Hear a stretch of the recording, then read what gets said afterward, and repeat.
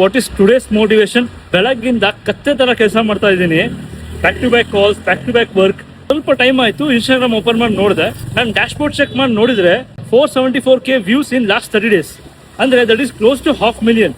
I know ಸುಮಾರು ಜನ ಈ ವಿಡಿಯೋ ನೋಡ್ತಿರೋರ್ದು ಮಿಲಿಯನ್ಸ್ ಗಟ್ಟಲೆ ವ್ಯೂಸ್ ಇದೆ, 1 million, 10 million, 100 million. ಬಟ್ ಈ ವ್ಯೂಸ್ ನನಗೆ ಏನಿದೆಯಲ್ಲ ಮ್ಯಾಟರ್ ಆಗುತ್ತೆ. ಯಾಕೆಂದ್ರೆ I am A full time IT professional, part time passionate coach, part time content creator. ನಾನು ಯೂಟ್ಯೂಬ್ ಅಲ್ಲಿ ಇದ್ದೀನಿ, ಕಿಶೋರ್ ಪವರ್ ಹೌಸ್ ಅಂತ ನೇಮ್ ಇದೆ.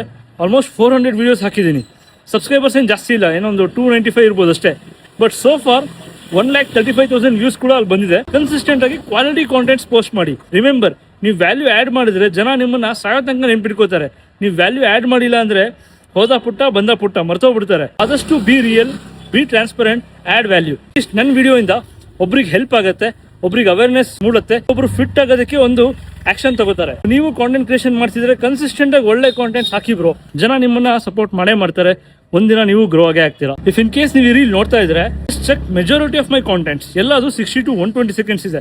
ದಟ್ ಮೀನ್ಸ್ ನಾನು ಯಾವುದೇ ವಿಷಯ ಬಗ್ಗೆ ಮಾತಾಡಿದ್ರು ಇನ್ ಡೀಟೇಲ್ ಆಗಿ ಮಾತಾಡ್ತೀನಿ, ಟ್ರಾನ್ಸ್ಪರೆನ್ಸಿನ ಇಡ್ತೀನಿ, ಹಾನೆಸ್ಟ್ ಆಗಿ ಹೇಳ್ತೀನಿ.